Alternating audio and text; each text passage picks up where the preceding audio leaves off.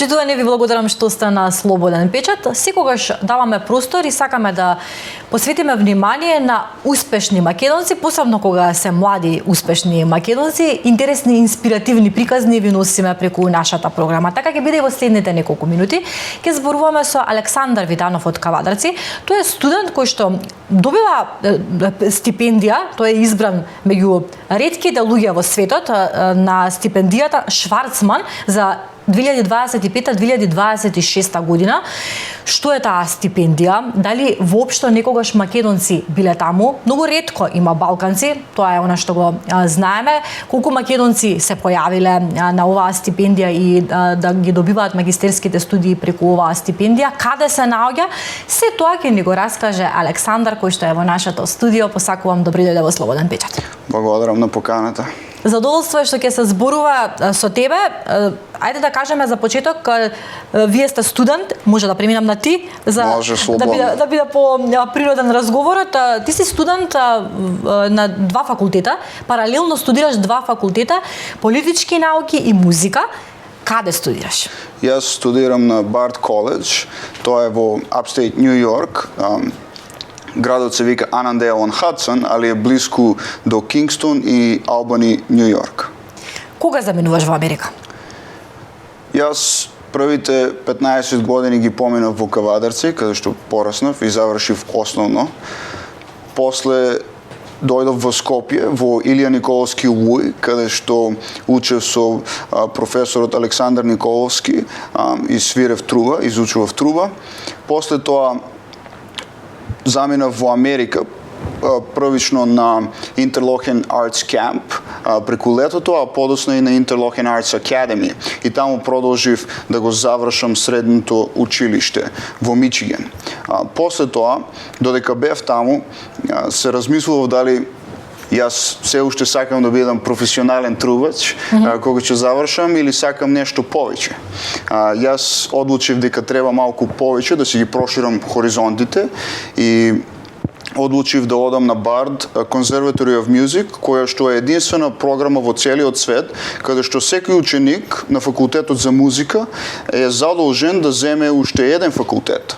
И јас секогаш имав желба да учам политика, да учам интернационални афери и како државите комуницираат една со друга.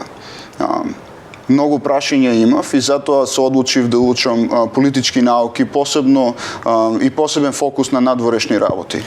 Затоа одлучив да одам во Бард. Како те носи патот во Америка? Како дознаваш и како успеваш од Македонија да заминеш таму во средношколски денови? Да, па јас многу вежбав на трубата, свирев многу тука и сакав музика. Еден професор кај нас во Луј, во средното училиште тука, по име Дамјан Темков, тој е исто така македонски композитор, еден од најдобрите во Македонија. Тој ми кажа: ти многу убаво свириш, треба да одиш за Америка. И ми кажа за Interlochen Arts Academy и кампот, и аплицирав таму, добив целосна стипендија и така заминав. Па до ден денеска, поради тоа што таму школарината е многу скапа и моите родители никогаш не би можеле да покријат ни дел од таа школарина, ја имав можноста да учам бесплатно, целосна стипендија, така да имав пресметано неодамна дека имам добиено повеќе од $500,000 во стипендии кои што беа инвестирани во мојата едукација. Тоа е затоа што учиш и затоа што имаш талент, а следниот пат ќе дојдеш со трубата. Ова е еден голем недостаток што го направивме, да ни засвириш тука. Каков е животот таму? 6 години си веќе во Америка. Може да ни раскажеш како се живее таму? Па животот таму е различен за секој. За мене можам да зборам јас, животот е многу добар. Бев прифатен од тоа општество исто како да сум од таму, па дури може и подобро од тоа. И јас волку можности како што имам сега, никогаш не сум имал. И затоа сум многу задоволен за сите кои што ме поддржале, и моите ментори, и институциите во каде што сум ја завршил школата, и сите кои што инвестирале во мене. И пред се, предпоставувам твоето семејство, голем поздрав за нив. Како тие се чувствуваат што долго време те нема дома? Па, мислам дека се горди. Во последните неколку години, посебно поради тоа што пандемијата се случи додека бев таму, јас кога отидов прв пат не се вратив 4 години поради пандемијата, и сега почнав да се враќам се почесто и почесто, а исто така во мај ќе почнат и тие да доаѓаат таму, така да мислам дека сега ќе им биде полесно. Еден огромен аплауз за тебе има за иницијативата за музичко менторство, бесплатно музичко образование, што ја спроведуваш, твоја идеја и твоја иницијатива таму во Америка. Раскажи ми поточно за што станува зборува, навистина многу инспиративно. Па да, кога прв пат стигнав на Бард, открив дека има програма која што им овозможува на студентите таму да покренат своји иницијативи, општествени иницијативи. И тоа ми беше мене многу интересно, и јас сакав нешто да направам, и се мислев што би било најдобро, и поради тоа што имам знаење во музичката сфера, сметав дека треба да се основа една ваква иницијатива. Приметив дека има голем проблем со, тоа се вика на англиски accessibility to musical education.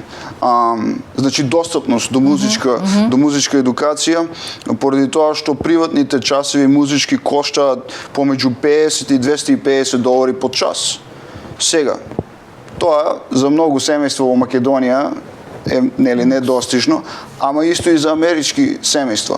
И затоа сметав дека би било добро да ги организирам студентите од музичкиот конзерваториум, да одеме надвор во општеството и да им понудиме на сите луѓе кои што им треба и кои што сакаат можноста да се едуцираат музички бесплатно. Да ја направиме достапна ова историски ексклузивна едукација, достапна до сите, без разлика од нивниот социоекономски статус и позадина. И каков е интересот? Имате ли ученици? На почетокот ни беше малку тешко да дојдеме до нив, поради тоа што не бевме познати, али после 2 години многу добро ја развивме програмата локално, таму во Анандейл на Хадсон, каде што е Бард, а неодамна исто така се проширивме и во Момбаса и Најроби во Кенија. И Браво. Сега имаме се на се околу 150 студенти. Со Кенија одите таму или како функционира учењето на дечињата во Кенија? Па да, почнавме ние онлайн да предаваме на студенти. Исто така тие немаат технологија, немаат лаптопи, таблети за да може да се уклучат на часевите, и ние му пративме и тоа. Немаја добар интернет, му овозможивме и интернет да имаат се, за да може децата да прогресираат. Сега, сметавме дека иако ние предававме онлайн, уште му бевме малку далечни на нив. Тие не разбираа што е нашата програма. И затоа аплициравме за Davis Peace Project Prize, кој што е еден грант даден од организацијата, за да можеме да отидеме таму во Најроби и во Момбаса и да организираме еден интензивен летен камп за децата. И тие многу беа среќни, тие не сакаа да не пуштат да си одиме, плачеа кога си одевме ние, али му ветивме дека ќе се вратиме пак во блиска иднина, и после тој камп имаше голем интерес. Ние добивме околу 100 нови студенти кои што се запишаа на нашата програма. И сега пак имаме друг проблем, каде што работиме на наоѓање на професори за да им предаваат часови. Али тоа е добар проблем да се има. Тоа е добар проблем, се согласувам комплетно. Што ги интересираше највеќе да изучуваат кениците? Кои инструменти им привлекуваат најмногу внимание? Па тие ги свираат сите инструменти. Тие најмногу беа заинтересирани во идејата дека преку музиката може да се дојде до подобар живот. Тоа се случи исто во мојот живот. Јас никогаш не би отишол во Америка доколку не бев посветен на музиката и па да имам уште еден пивот каде што јас сега изучувам надворешна политика и ќе се занимавам со тоа после завршувањето на магистерските студии. Да, ќе зборуваме и за политичкиот дел и твојата приказна со политиката. Така. Ме интересира од каде извира идејата за да се направи ваква иницијатива? Како се сети? Од каде ти дојде идејата да направиш ваква иницијатива за бесплатно музичко образование? Така, па јас цел мој живот немам платено за приватен час за труба, поради тоа што моите родители нема средства, нема можности за такво нешто. И јас секогаш барав да ми помогнат не само професори, но исто така и ученици. Тие што беа поголеми од мене, студенти дали на факултетот, дали беа на средно, додека јас бев основно, секогаш одев кај нив и барав помош. И тие ми ја даваа. Така да од таму дојди идејата за оваа иницијатива. Одлично. Сега, нашиот повод за нашата средба е Шварцман, твојата стипендија која што ја добиваш, честитам за тоа. Оде вака хронолошки со разговорот со цел малце да ја доближиме твојата животна приказна на нашите гледачи. Ова е еден голем поздрав и еден голем успех и за Македонија. Зошто е важна оваа стипендија? Како ја добиваш оваа стипендија? Така, по оваа стипендија таа програма Schwarzman Scholars програм, која што е основана од Стивен Шварцман, кој што е фаундер и CEO на Blackstone. Schwarzman Scholars е програма која што била основана за да се креираат наредните лидери, не само од Америка, него од цел свет, кои што ќе ја разберат Кина и кинеското, значи која ќе биде должноста и која ќе биде местото на Кина во светот. И ова е многу битна програма поради тоа што оваа програма ќе ги креира наредните генерации, наредните млади луѓе кои што ќе имаат блиски конекции во Кина и кои што ќе работат на решенија кои што ќе донесат до мир во светот, не само помеѓу Америка и Кина. И затоа е ова многу важна програма и јас бев инспириран и затоа аплицирав таму. Тоа значи дека во август започнува новата програмата, учебната година за твоите магистарски студии во таму се случува во Кина или каде е локацијата? Така, сега. Schwarzman коледж е американски коледж, али е ситуиран во Tsinghua University, кој што е во Пекинг во Кина. Значи јас ќе бидам ученик на Tsinghua University, али во Schwarzman универзитетот Tsinghua, али во Schwarzman факултетот коледж. Така да е многу интересна програма, специјална програма, нема никаква слична во светот и ќе имам можност да запознавам многу луѓе исто така како мене, луѓе кои што се докажани лидери, кои што имаат докажано карактер и вештина. И тие се исто така многу успешни. Има многу поуспешни ученици од мене на програмата, така да мене ќе ми биде голема чест и големо задоволство и мислам дека ќе биде едно добро искуство за мене, кое што ќе ми помогне во кариерата да можам да направам нешто добро, не само за мојата држава и од таму каде што доаѓам, али исто така и за светот. Дали има други македонци во програмата или си единствениот? Оваа година сум единствениот, но во минатото имало уште една македонка која што ја завршила програмата. Нејзиното име е Матеја Коцевска и таа мене многу ми помогна за да ја добијам оваа стипендија, ме советуваше како треба да се покажам на интервјуто и на апликацијата. Сега, како дознаваш за оваа апликација? Како дознаваш воопшто дека постои нешто вакво и како се подготвуваше? Дали тешко се влегува? Па, слушам дека се влегува тешко. Јас не знам колку е тешко, поради тоа што влегов при првата апликација, така да не можам да зборувам на тоа. Секоја чест. Али можам да кажам дека дознав од пријатели, мои блиски, и исто така ми беше пропорачена програмата од луѓето кај мене на факултетот што работат на кариери за студенти, така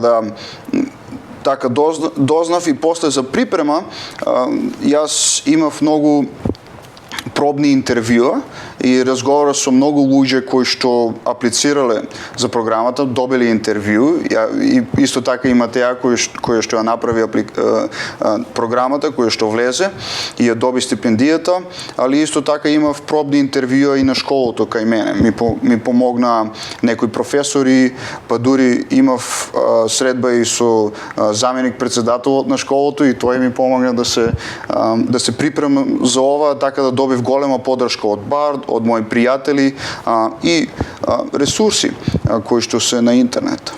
Да, многу значи да се истражува. Политиката е твојата силна страна, втората силна страна која што ја поседуваш. Колку ја следиш денес политиката како студент?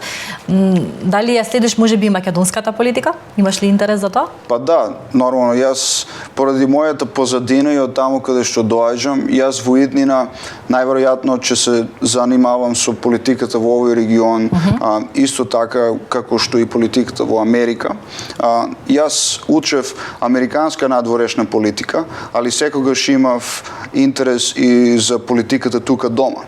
Јас кога бев уште во средно, секогаш имав прашања зошто е нашата држава поразлична од другите држави кои што се во регионот. Зошто, например, платата во Македонија е многу помала од платата во Германија. Тие ми беа прашања кои што ме интересира, и на БАРД имав можност да научам зошто е тоа така. И зошто е тоа така? Па, многу причини, мислам дека немаме време сега да раскажувам за тоа, али се надевам дека во иднина ќе имам можност да помогнам не само тука, али исто така и во други региони во светот каде што може да се направи нешто, каде што може да се направи нешто подобро за економиите, да расте стандардот, да расте на граѓаните и да имаат млади луѓе како мене подобри можности за свое развивање. Дали некогаш планираш да се вратиш да живееш во Македонија или од надвор ќе помагаш за Македонија? Какви се твоите идеи? Јас моментално девојката моја живее во Њу Јорк, ние сме таму и сега за сега ни е планот да бидеме таму. После тоа ќе видиме. Никогаш не можам да ја предвидам иднината. Јас кога бев средно во Скопје, планирав да учам факултет во Германија, али испадна дека не ни завршив средно во Скопје. Така да не сакам толку многу во далечна иднина да планирам, али ќе видиме.